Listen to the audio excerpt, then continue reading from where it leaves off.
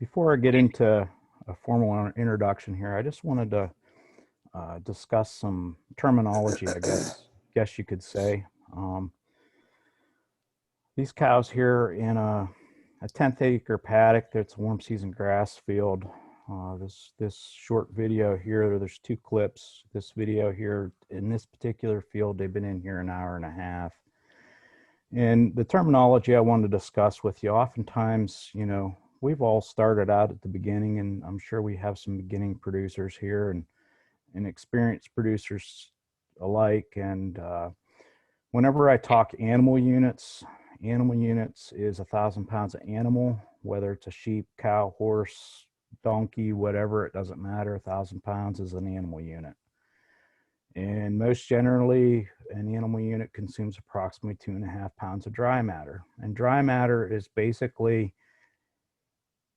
feed. That's how we feed our livestock, is in dry matter. And the dry matter is if we take grass, corn, whatever, and completely dry it out so there's zero moisture in it. That's how many pounds it is for dry matter. And I'm going to be talking about animal units per acre. And your animal units, we're coming into another native warm season grass field here on another time lapse. But I'm going to talk about animal units per acre or stocking rate. And that's most generally like a stocking rate. My farm, I'll talk, pounds per acre, be like 50 animal units per acre or whatnot. And if I come up with something that, some terminology that you don't quite understand, just feel free to put a little note in the chat there, and Selena will stop me and we'll get it explained, because I don't want to get the whole way through everything and you're not understanding what I'm talking about. So that's just basically some of the terminology that we're going to be discussing. And I'm not going to be super long today in a presentation. I am going to show you some facts and some numbers and stuff, but the main purpose of me doing this virtual, whenever we started discussing on how we're going to do this, I wanted to make it interactive so we could make it so we could customize it for your specific needs on your farm. So, don't be afraid to ask questions. That's what this here is all about today. Okay, a little bit about myself. I've been in agriculture ever since I've been alive, basically. So I grew up on a small dairy farm. We had approximately 20 cows. So the dairy farm went belly up in 1988. The cows was sold, and I worked on probably about 10 or 12 other dairy farms throughout and I took off-farm jobs, and for me, I'm a full-time farmer. That's what I do. So my farm is 220 acres. I have 130 acres of pasture, and then I have another farm up the road from me that's leased. It's just a small farm. It's 15 acres. It's a mile and a half up the road. And then when it comes time to take the livestock to that farm, we do not trailer them. We actually just run them up the road to that farm. And we have cattle, equine. The equine consists of donkeys, mules, and horses. And we do some custom grazing at times. And we use extensive grazing or adaptive management on the farm. And the adaptive management is, you adapt to the specific needs on the farm. And my sole focus is, what can I do to make as much grass as possible and the soils as healthy as possible? And we're out keeping the livestock out in the pasture field for more than 300 days a year. And I'm going to show, I believe it's the last 6 or 7 years of records that we've been out grazing. We're a low input farm this year. We do not put fertilizer or lime on the farm. The last time we put fertilizer and lime was in 2012. We're not doing a lot of seeding this year. I did not plant one seed. And we do a lot of innovative farming. We quit making hay. You know, we use our livestock as our tools, I guess, per se. We got rid of our haymaking equipment and our corn picking equipment. If we grow corn, the cows graze it. Just we're just trying to focus on using the livestock as our tools. And what I've found by doing this, it actually saves you time and it saves you a ton of money. Um, so, in having a lower input farm, we need to set goals. One thing that you need to keep in mind is human beings, we way overthink things. So, if you're thinking of something complex, there's probably a simpler way, and a simple is usually better. And you got to do some careful planning. You know, right now, a lot of folks are planning for stockpile, but we're kind of in the middle of a drought here on the eastern seaboard. So it makes it very challenging. So we need to drought proof the farm, and that's part of our planning. And I tell folks all the time, we need at least 4 plans on the farm. We need a hot weather plan, a cold weather plan, uh, a drought plan, and a wet weather plan. You know, what are we going to do? We don't want to wait until we're in the middle of a drought to figure out, well, we need to destock our farm, because it's kind of too late to get that all figured out. And in times of stress, you're going to forget maybe some of the things that might be the better way. And we need to keep good records. If we get back through our records and look at our records, and one of the things I wanted to point out, many of you know me, I take a lot of pictures. And if you can take pictures and put them with those records, it is very helpful when you're going back through those records and say, well, this pasture here, we got 243 grazing days on last year, but you know, having the pictures of that forage and what was standing there and being able to access that 5 years from now is very, very, very useful. Um, and above and all means, we need to try and keep things as low stress as possible. And not only low stress for your livestock, you need to keep it low stress for yourself, plus your forages.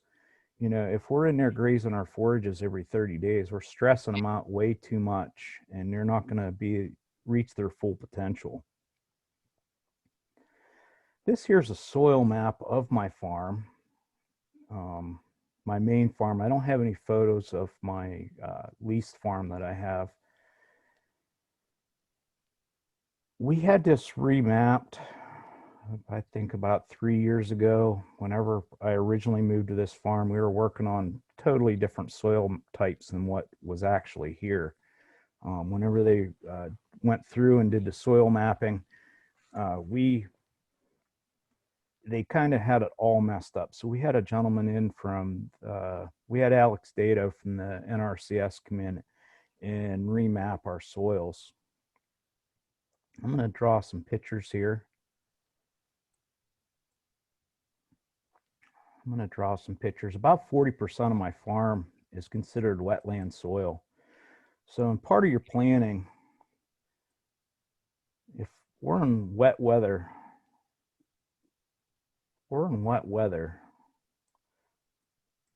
this is extremely wet soil on my farm.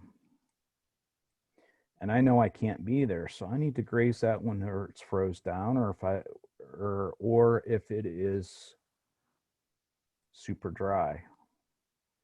This comes over into here, comes around into there.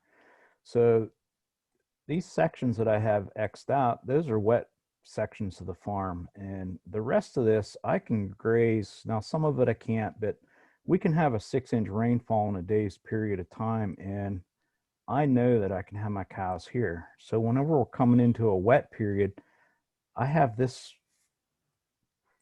say, that field, and maybe these two fields here are very good for that. I can set them back, and part of my wet weather plan is to have these fields ready to go whenever we have wet soils. And then whenever they dry back out, you know, maybe they might only be here for a day,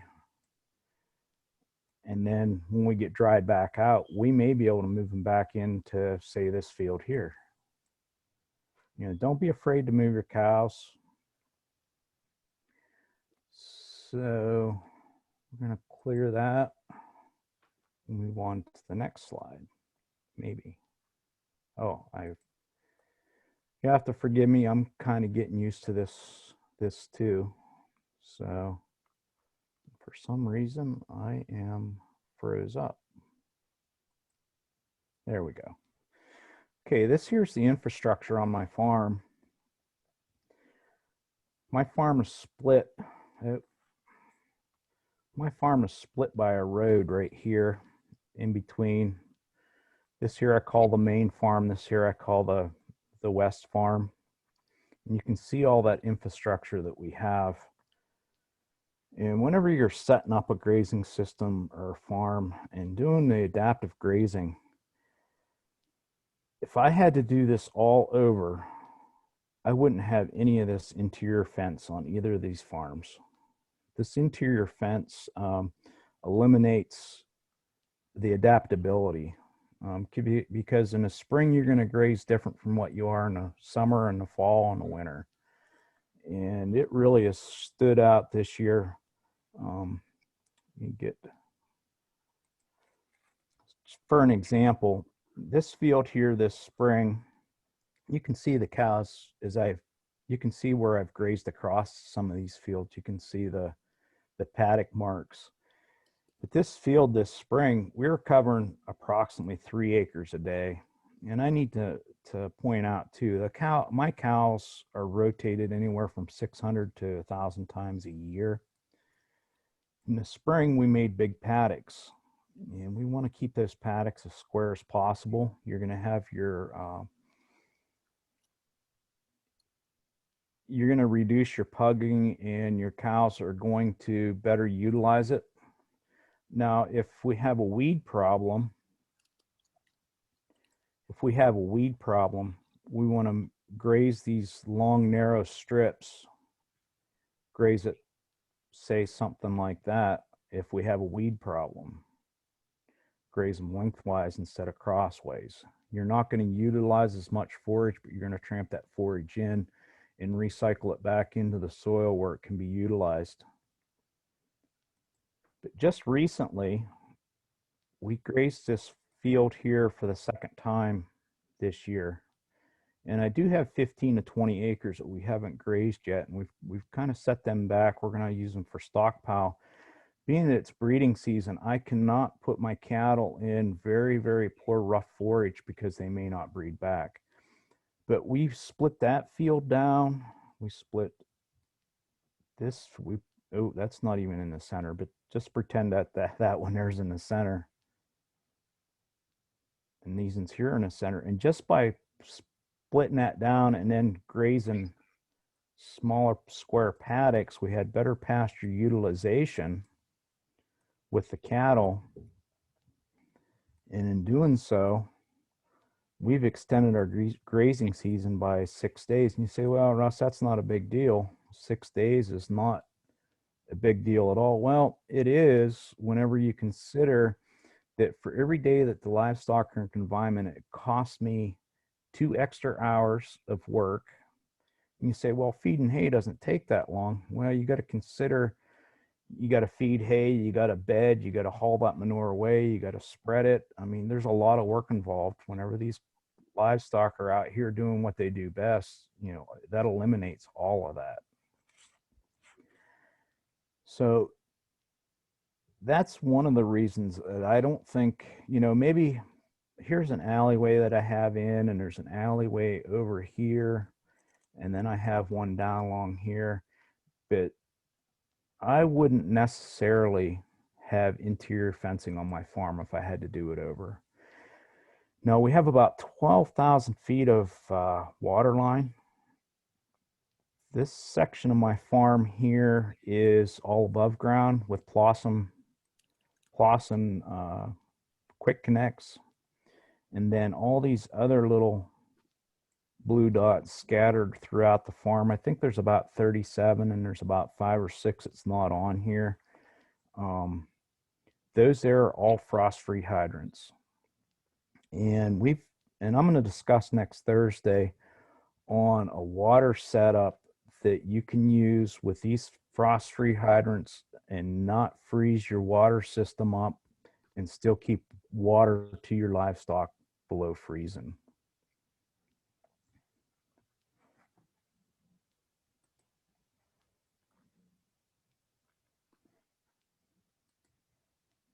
There we go. Okay, this here's the East Farm.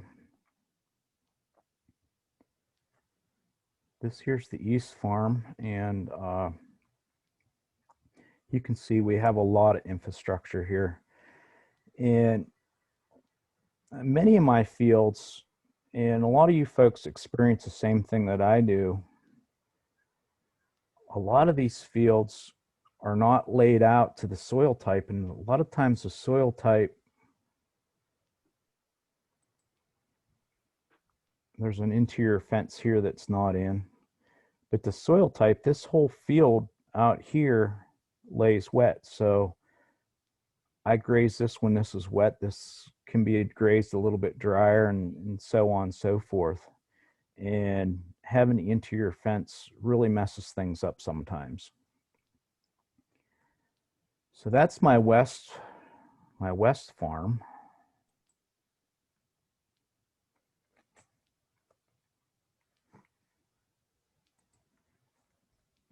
And then this here's the eastern farm, and I'm not sure why I'm going to clear that. Maybe. There we go. And then this here's the western farm. So you can see that there's a lot of infrastructure, and you say, well, that's a lot of money. Actually, all this infrastructure costs less than what my round baler and the tractor that I use to pull the round baler cost me whenever we were making hay. So, you know, one of the cheapest investments that you can do is plant fence posts. We're working off principles. My farm is in northwestern Pennsylvania, Forest County, and the principles that we're using, you know, a lot of folks will come to me and say, well, you know, that works in Forest County, but this won't work in Florida. A lot of the principles we're using are adapted from all around the world. So you just need to be able to pull the principles from, you know, other producers that are doing exceptional things and just apply them to your system. I don't know what that green dot was there. Sorry about that. No worries. Okay. Okay, this here's what we comments about the annotate feature. It's really helping people to understand. So keep using it, even if you have to take a minute and clear it. It's working. Okay, perfect. Thanks, guys. 2 thumbs up. This is what I had in 2010, and this is indicative to a lot of farms. And you know, there's a lot of problems here. You can see my spring. Both farms are fed by 2 different springs, and I have a spring down here. And you can see this here's a 10-acre pasture, and if you look at that, that is extremely unproductive, and it's an erosion problem. We're going to be losing topsoil, which I'm very selfish with my topsoil. I want to keep it on my farm where it needs to be and make me grow grass.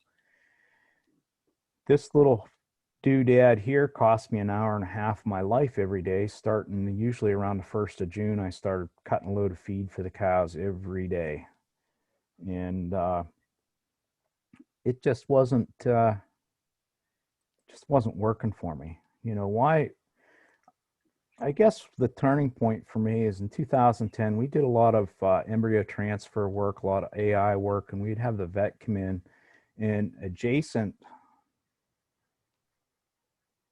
to this field, here we go. We got to use an arrow. Over in this area over here, I had a hay field, and I had a veterinarian come in. He come in and check cows to see which side of the um, uterus, or which ovary duct we needed to put the embryos in, and he looked out. We had about 15 to 18 inches of tall grass, and he told me, he says, why aren't your cows out there grazing that? And I said, well, I need that for hay. And he's like, no, your cows have mouths and hooves. They can do it themselves. And I didn't really agree with him at first, and I thought it over. I do a lot of thinking, and that's what I do, I guess, is think a lot. So, when you go to bed at night and you wake up in the morning and say, well, he was right. Those cows are more than capable of going out there and fending for themselves. So we went ahead, or my goal was to graze as much as possible, and here we're feeding a huge amount of inputs. It just it just really didn't make sense to me. And the cow herd that we had at the time, we had to feed these inputs in order for them to survive. And this picture was probably in about the middle of July, I suppose. You can see their hair coats are not shed out. We had a milk cow back at the time. There's a Holstein milk cow that I had. A couple little Herefords in here, which I think a lot about. I wish I had those cows back, because those were the perfect cows for a grazing system. But here also you can see this calf here has pink eye, along with many of the cows. And the cow herd was not healthy at all. Um, and basically, I threw my hands in the air and said, this something's got to change, because I seen the vet way too much. We're on a first name basis, and you don't want to be on a first name basis with your veterinarian.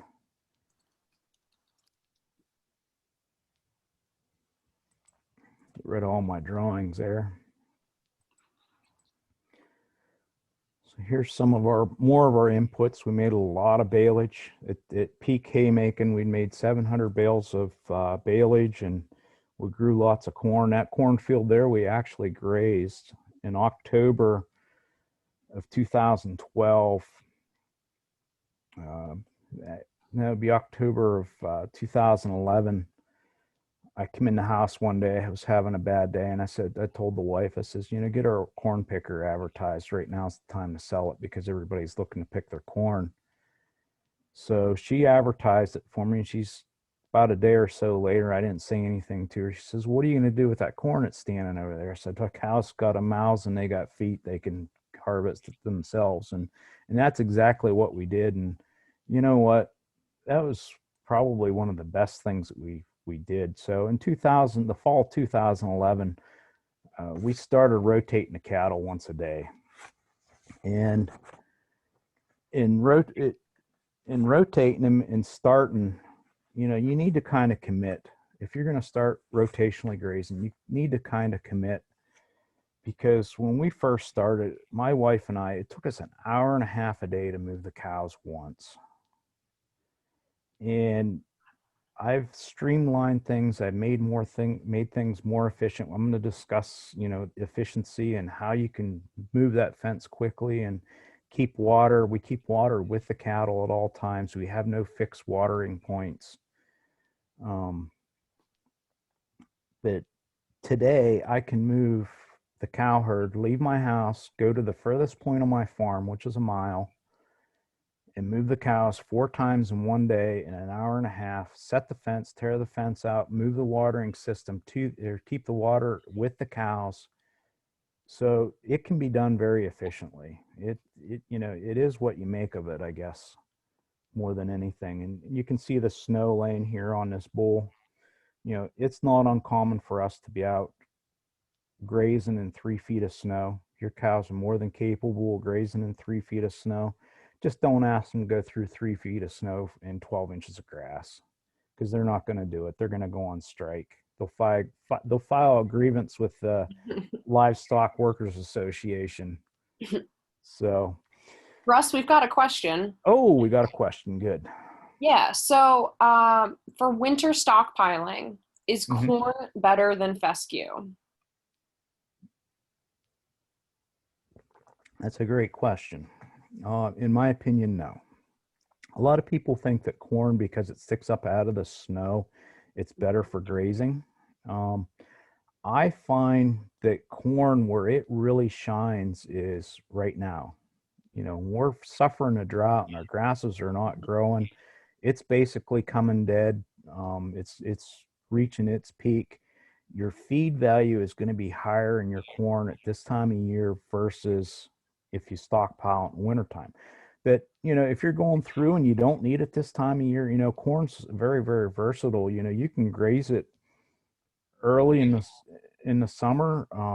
You can graze it during the summertime slump or the drought, and you can also graze it in the wintertime. We've grazed corn in the wintertime. It does extremely well, but your fescue is probably going to have 3 to 4% more protein to it. Your fescue is going to be right around the 8 to 10, maybe 11% crude protein in mid January versus your corn, which will be down at the lowest plane of nutrition that your gestational livestock can handle, which is usually around 6.5 to 7% crude protein. So, Excellent. I think that's really helpful. I think, with the drought now, it's helpful to know yeah, one of the not to things, hang on to it to get it out there. absolutely, and I think one of the things you need to be concerned with grazing corn right now is it has the potential of being a little bit high in nitrates. So you may want to send a sample out, have it tested for nitrates because you don't want to poison your cows. And most generally, when you have nitrate poison, it might not necessarily kill your cows, but it may cause, being that we're early in the breeding season. I have cows right now that are about 30 days pregnant. If you hit a field that has high nitrates in it, they can reabsorb those embryos. So you may end up with a whole bunch of open cows. So, play it safe, spend the 25 or $30 to get that sample tested for nitrates. It's well worth it in the long run, even if one cow reabsorbs an embryo. And a follow-up question, are you Hmm. planting Roundup Ready corn? No, no, I don't plant Roundup Ready corn just because of the cost. I try to keep the cost down as low as possible on a farm. Usually the corn that I plant is open pollinated corn because you can get, a 50-pound unit for, $80 shipped to the door. So, it doesn't, now it's not going to make 300 or 400 bushel corn. Mhm. It's definitely not going to do that, but I can still get around 500 average 500 grazing days to the acre, which is still, that's acceptable for me. For corn, if I can get over in the cost of establishment for open pollinated corn, you can do that. And I don't plant a lot. I don't put a lot of fertilizer with corn whenever I plant it. Your establishment cost will be approximately around $40 to $45 an acre. So, you can do it relatively cheap compared to Roundup Ready corn. Um, However, Roundup Ready corn is a great choice. Um, However, I like to have a little bit of cover in between the rows and the corn. Roundup Ready, your corn's going to be super clean, so you're not going to have those root masses in there to help keep those cows from pugging that cornfield up. So one of the things that I would recommend is going in and broadcasting cover crop, such as, say, annual ryegrass, some turnips, some radishes, maybe some winter rye or something like that, to help build a root system in between those roots or in between your corn stalks. And it won't jeopardize the overall production on the corn. And especially if you're stockpiling it for winter feed, that corn will die back. And as soon as that, it'll look like nothing's there. It will. It won't look like there's anything in that cornfield. As soon as that cornfield starts dying back and starts daylighting, those plants will just blow up, and you'll get your roots in there. It'll help protect that soil and help prevent some erosion and pugging and some other problems that you may have. So this here's a slide um, from Iowa State University. And there's a lot of these research papers out here, and basically they all have the numbers are so close on every one of them. Our number one cost as a cow-calf operation is our stored feed cost. Um, your stored feed cost at 52%, we need to get rid of that. If if we're in the business to be a farmer and make money, we need to get rid of those stored feed costs. And the second one is depreciation.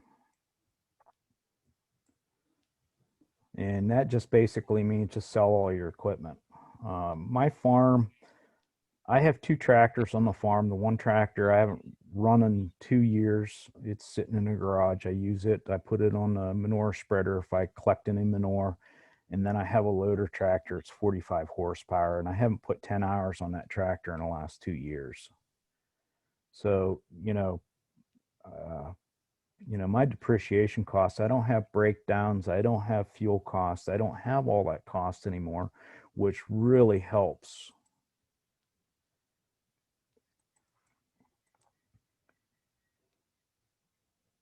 And that's just showing the two major costs on the farm, and how can we get rid of that. So if we look at my some of my records, this is 6-year records. In 2014 we had 297 grazing days. 2018 we had 343.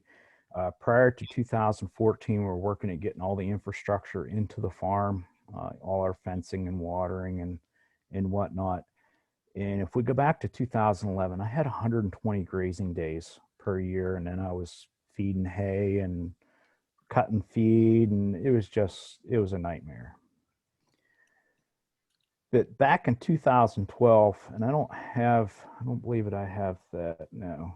Okay. In 2012, we made a ton of hay. What's that? We made a ton of hay.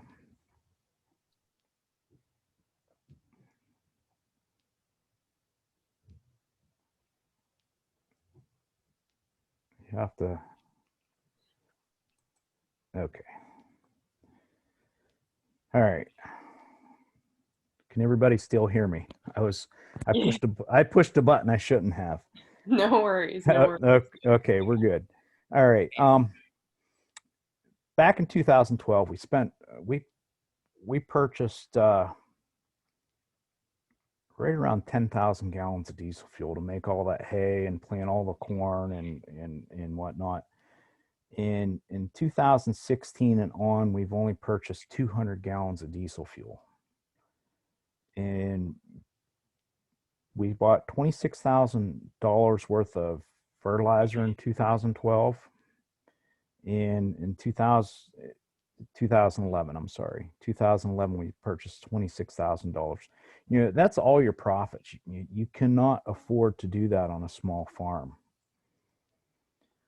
So my goal was to have 300 grazing days. And in 2016, it dawned on me, usually whenever we set goals for a farm, they should be just out of reach where we can't get it. And it was in the fall of 2016. It was one of those embarrassing moments that we have. It was like, Russ, the reason we can't make 300 grazing days, because it just seemed like I just couldn't get there, is because we didn't have our goal set high enough. So in the fall of 2016, I set my goal at 365 grazing days. And in 2017, we actually made it. And you can see here the amount of times that that we're rotating the cows. 2014, when I went to 4 times a day, I'm like, man, I didn't sign up for this. It was tough. It was really tough to get used to. And, you know, don't try it once and give up. You need to stick with it for a while. And then once I got it figured out and got efficient, you know, it wasn't so bad. And just to see the land on rotating those cows and getting those nutrients distributed across those fields the way they should be and seeing a regrowth, um, 4 times a day, that was the way to do it. And then you'll see, you know, we have 10 times a day here. We had 9 times a day in 2016. A couple times we've moved them up to 14 times in one day. And typically that's usually whenever the soils are extremely wet and I don't want to get things pugged up. Now, you can see here, there was a couple times that I only moved the cows once in 4 days. And that there was for me and my family to go on vacation. So what I did is I just give the cows 4 days. We loaded our mules up and we headed to the mountains. And it's like, good luck, girls. I'd have a guy come in and check the water tank, make sure it wasn't overflowing every day, and we were good to go. Um, so that was the reason for that. And that only happened a couple times. But most generally, probably average on the farm is 2 to 3 times a day. Yesterday, I moved the cows 3 times. Today, we'll probably move them twice. I moved them back into a warm season grass field. It needs grazed off, and there's quite a bit of forage there. Russ, And we've got another question. yes. This is a good time. We want to go back to the corn. Uh-huh. So since you don't have all of that equipment, do you use a custom planter? And also, how many acres of corn are you planting? Like especially like what you used to plant and what you plant now.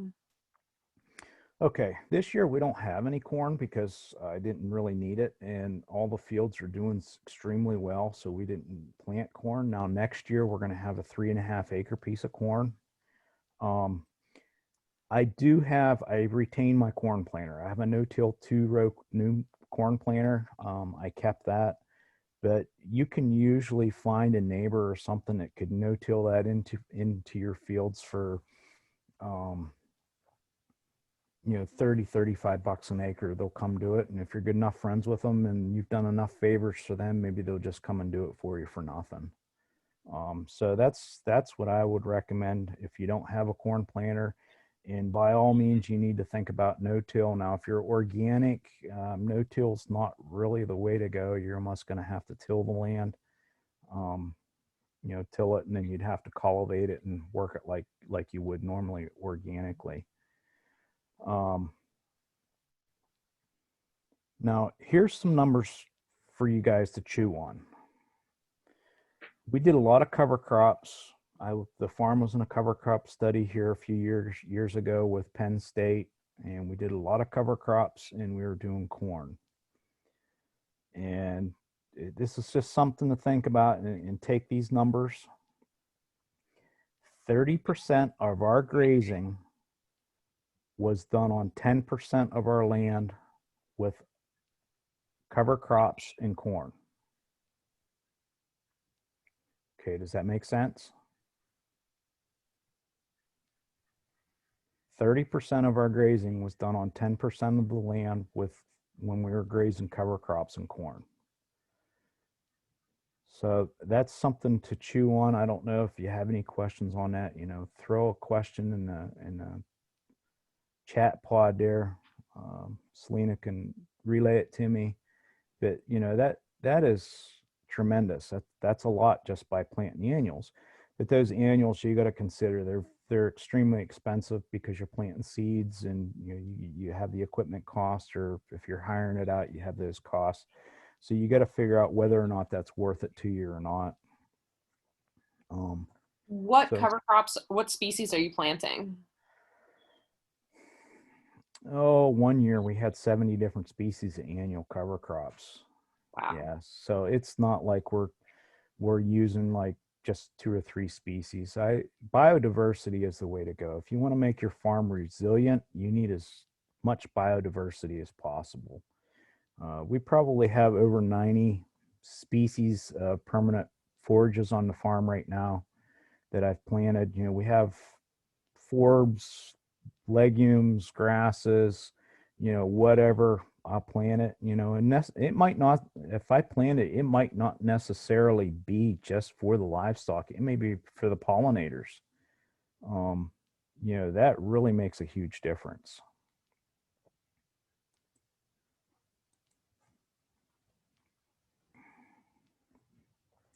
Some of the things that I like to caution folks on, uh, you know, don't overgraze those pastures right now. You know, being that we're in a drought, if we get those pastures overgrazed, we remove too much cover off of there, you're going to be inviting a problem such as weeds, you know, or undesirable plants.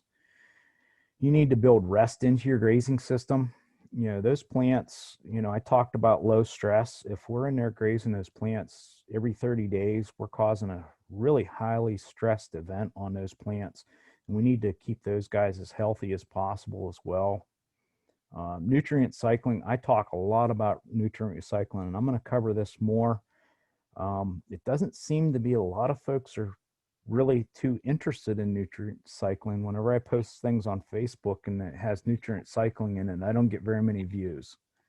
But nutrient cycling, the type of farming we're doing, is extremely important, and I don't think folks realize how important your nutrient cycling can be.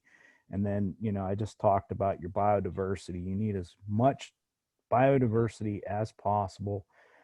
I try to look at my farm as having its own little ecosystem, and then it breaks down into smaller ecosystems in the different types of forages and plants that we have. And you And can did you see, say 70 species for your cover crop mix? 70? yeah, yeah. Now, 70. Wow. well, no. Okay, now don't get that mixed up. That isn't Okay. one cover crop. That would be like, you know, maybe 15 species in one field and a 15 species in another field, and you know, it Okay. it wouldn't be 70 species all in one cover crop. It would be like 15 species or up to 20 species in one cover crop mix. And the reason for doing that is diversity. I want diversity. So, you know, if I went out and I planted 10% of my farm in the same exact cover crop mix, it's all going to need grazed at the same time. So if I mix those cover crops up a little bit, you know, I can stagger or make those available at a higher quality of forage for a longer period of time. That makes sense. Yeah. Okay. Thank you. Okay, my farm is an elevation of 1,625 feet. My average high temperature is 58 degrees. Average low temperature is 36 degrees. But in farming, you realize that there is no averages. My average yearly rainfall this year, I don't think we're going to make our 46.5 inches. If we look at some numbers, I just want to throw some facts out there. Um, for Ross, sorry, real quick, before you move into Yeah, water, back to cover crops, how are you establishing your cover crops? ideally, and I'll get into this a little more in depth, but ideally, anymore, what I like to do with cover crops, I like to think cover crops is a reset button. If we're having problems, say we have the field that I'm going to be planting corn into next year, I have an extreme problem with horse nettle in it right now. It's probably about 50% horse nettle, and horse nettle is toxic. It's a toxic plant, and I screwed up last year. I defoliated it too much. I took too much cover off the soil, and I just invited that problem, and it's showing this year. Um, but the best way to establish that, now I'm still using a burn down. I like to use burn downs um, because your cover crops are going to do better because you don't have that competition with your perennial grasses. Perennial grasses will choke a lot of them out. if you're going to interseed cover crops into a permanent field that's thinning out, there is a couple things I found at Japanese millets, sorghum, Sudan grass. Those there interseed fairly well, and you'll get some tonnage out of it. But most generally, I like to use a burn down at the start of a cover crop. So like this field that I'm putting cover crops in this year. Now I'm going to plant it differently. I'm going to plant it a lot differently. What I'll do is I'll go in and I'll graze that tight with the cows, and I'll come back through and I'll graze it tight again in about 10 to 20 days, which will give me a couple extra grazing days. And in the last pass through with the cows, I'll broadcast my cover crop seed in front of the cows. And as farmers, we all know that to get a good seed establishment is to have good seed to soil contact. And those cows' hooves are perfect for planting grasses. I have a drill. I have a grass drill. I have a Truex grass drill. It's a wonderful drill, but I find it's quicker, faster, and I can get a better establishment broadcasting that seed in front of the cows. But on that last graze, I'll broadcast that seed in front of the cows, and the day the cows come out of there, I'll come in and I'll hit it with a dose of Roundup, because I don't want the cows consuming the Roundup, but that will kill the forages or the perennial grasses that's there, and it will allow those cover crops to come on. So that's my preferred method of establishing cover crops. Now you can kill it off and drill it. There's a lot of good ways of doing it. Drilling it's a great way. But my problem with drilling is it's kind of like planting corn on 30-inch rows, but whenever you drill, you put your grasses on a 5 to 6 inch spacing, and there's nothing growing in between those rows. And if you broadcast it and do it right, you'll have a plant every square inch of that piece of land. So you have a wonderful cover in doing that. So Excellent. Thank you. hopefully that answered the question. We're kind of running short on time here. Do you have to leave at any specific time, Selena? I'll just keep going through. I'm okay. And as far as the participants, yeah, we've had a few join us. But if anybody needs to hop out, we'll hopefully see you again next week. Otherwise, hang around, keep asking great questions. Yeah, please ask questions. That's what I'm here for, is to try and help you guys out and, make your farm a little extra money and make your life a lot easier. But back to the rainfall. 1 inch of rainfall is equivalent to about 27,000 gallons of water, but that's a lot of water, but it's also a lot of tons. Whenever that water hits the surface of the soil, if you don't have that cover on there to work as shock absorbers, you're going to have a lot of compaction. And whenever you get that compaction, you're going to have a lot of water runoff. And, in the way things are as being dry right now, you need to be able to sequester as much water as possible. So we don't want that compaction, so we need that cover. And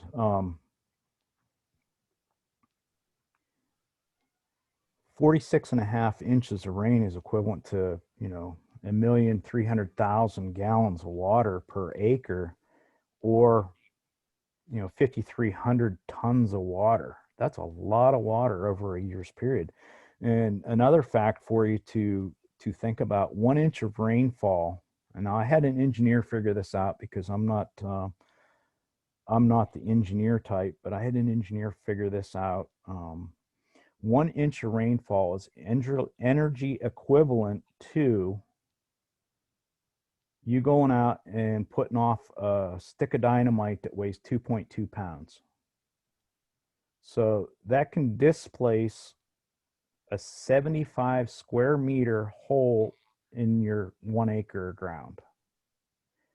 So that's why we need to keep cover on that soil and keep it protected. That's a lot of energy. And there's like 45,000 raindrops in a gallon of water. And they travel at approximately 20 miles an hour whenever it hits the surface of the soil. So on my 145 acres, I'm looking at 762,000 tons of water in a year's time. But just last year here, I found a study from the University of Georgia. And in that study, what I pulled out of that, it takes about 240,000 gallons of water to produce 1 ton of fescue dry matter. So we need to sequester as much water as possible, 240,000 gallons of water to produce 1 ton of fescue grass. Now that's dry matter. So whenever we have all that rain, we need to sequester it in the soil. And I'm going to talk about the soil cycle in a little bit more, in more depth next Thursday.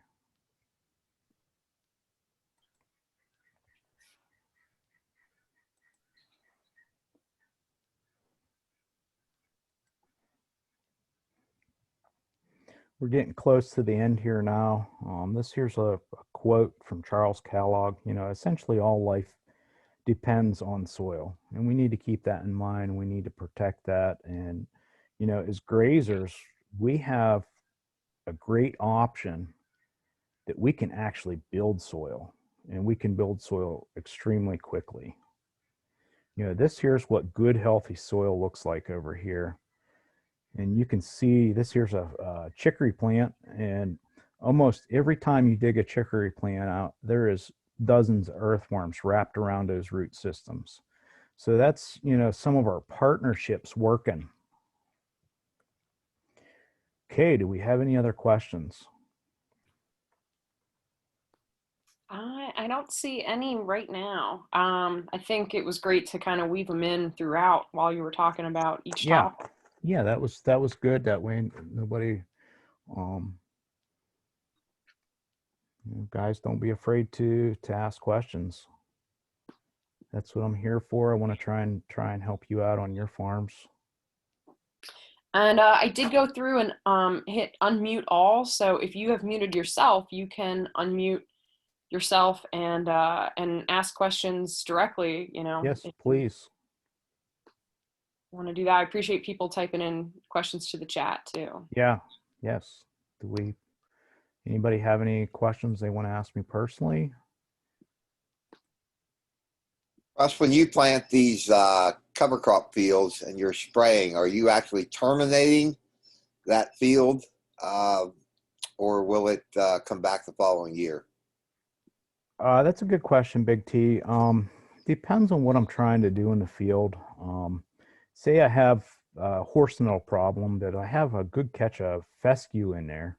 I may just try to set that back. I might use just like a pint of Roundup versus using a full quart.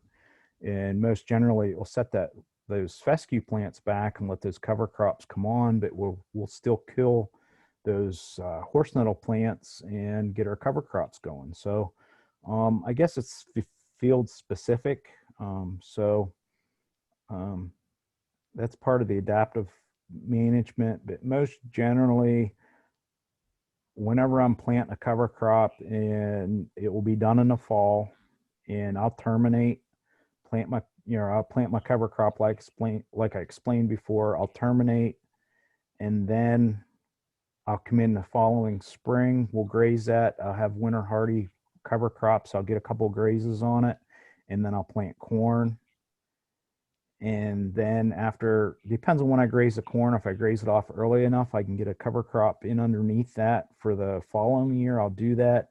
If it's too late in the year, whenever I graze it, I'll come in and I'll plant some annual cover crops with the permanent grasses in the spring, and try and bring that back into a permanent field.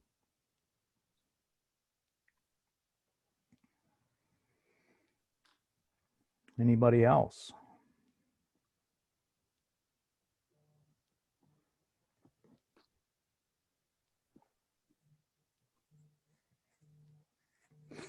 No other questions. I have my contact information up there. I think everybody can see that. You can visit my website. There's my email. I also have a YouTube channel. I post post a lot of videos on YouTube that helps everyone out, I think. Hopefully they help everyone out. And I also post some short videos on Facebook, like 1 or 2 minute videos, just observations that I make throughout the day, on the farm, or something that might make your life a little easier. So, check those out. You can subscribe to my YouTube channel and get notifications when I do post new videos.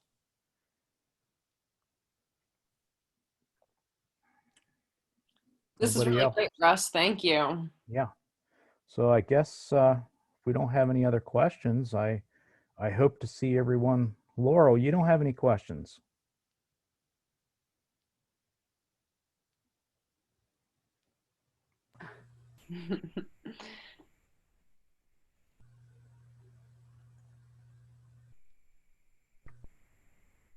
Yeah, so next week we'll start again at 10 and go till 12. So Yeah. um, And it will probably run over a little bit. If that works. there's, if hopefully you folks are able to come next week, and if you can think of any questions, problems you're having on your farm, write them down and, ask them next week. Okay, great. Laurel says Yeah. she does have a question. Okay. Laurel usually has really good questions. I haven't heard from her. She's been awful quiet today. Well, there was a lot. I took about 2 pages of notes, so there was a lot. Okay. Okay. I don't even have a farm to apply it to. It's just great information. Well, working in the conservation district, you can relay that on to farmers that wasn't able to make it today. Absolutely. So Laurel's question, did she miss anything about the multi-species grazing, or is that going to be next week? I'll talk briefly about that. We aren't doing as much multi-species grazing as we have in the past, but I will touch on the multi-species grazing next week. It's something that really can help your soil out, and because of those different species, they graze differently. Excellent. Do you miss anything? So, yeah, so she said any advantages. Do you miss any advantages? By not having multi-species? Yeah. Um, yeah, you do miss. There is some advantages if you're not multi-species grazing. Your cows, they're going to tramp a lot.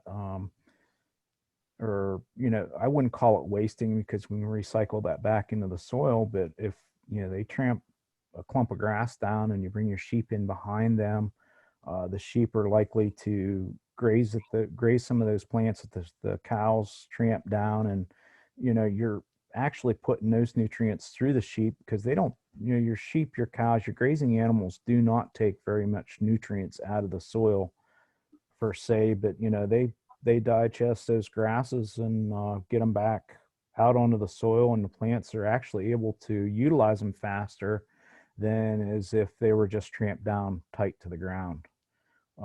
So yeah, there is another advantage, if you're running sheep or goats, with or behind your cows. The cows, can help digest some of those parasites that are very bad for your sheep and goats. You're like the barber pole worm. There's a lot of barber pole worm that's resistant to the wormers and stuff. They're not as effective as they used to be. So there's a lot of loss. We're losing a lot of lives, a lot of sheep and goats because of parasites. And another thing, we graze horses and mules and donkeys. The donkeys kind of graze like goats. They like the broadleaf plants, and they'll eat the brambles and the briars and whatnot. But your horses and mules are like goats as well, and as they're grazing, they graze from the top down. And in doing that, whenever you get to your desired height that you want to pull your livestock off of there, you just pull them out, because you can, goats and horses, you can almost put a ruler across the top of that grass and it all measures the same. It's really cool looking. It looks like you went in and cut it with a brush hog or a mower or something. So were the sheep and goats just not profitable, or did it just take too much focus away from your cattle? I guess more than anything for me, it was a time problem. The time having the cows and the sheep and the goats, the sheep and the goats ran together, and then I have the mules, and then I run a pen of bulls as well. I sell a lot of breeding bulls off the farm, and it was just too much work. Mhm. So for the profit, on paper, sheep will make you more money than cattle, but for us, the cattle were more profitable than the sheep. So we sold the sheep. But we're slowly actually seeing that there's a benefit to having the sheep. So we're actually bringing sheep back into the farm slowly. Excellent. Thank you.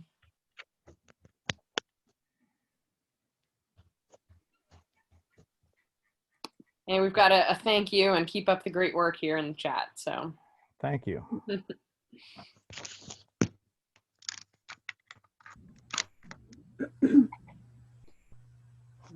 any other questions for Russ? Not Give it a minute here, and if not, we'll look forward to seeing everybody next week. Next week. Yep. I'm looking forward to it. We're going to go in more in depth, and like I said, if you're running into a problem on your farm, and I can be some help. Write those questions down, ask them. It's just a question. Don't feel like you're stupid, or feel odd for asking it, because it wasn't very long ago that I didn't even know what stockpiled forage was. And what an animal unit was, or what stock density was. It wasn't very long ago. I didn't know all that terminology and stuff. So, if you're experiencing a problem on the farm, please ask. It's just a question. There's no dumb questions. We're all starting somewhere. Yep, exactly. Excellent, Russ. We've got several more thank yous coming in from the crowd here. I'm glad everybody stuck with us, and it was nice being able to share with you folks. Thank you.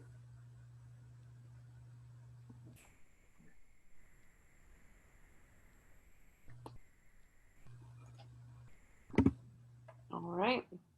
That sounds Okay. like everything for today. Thanks, everybody. Okay. Look Perfect. forward to more next week. Yeah, next Yeah. week. We'll see you Bye. guys.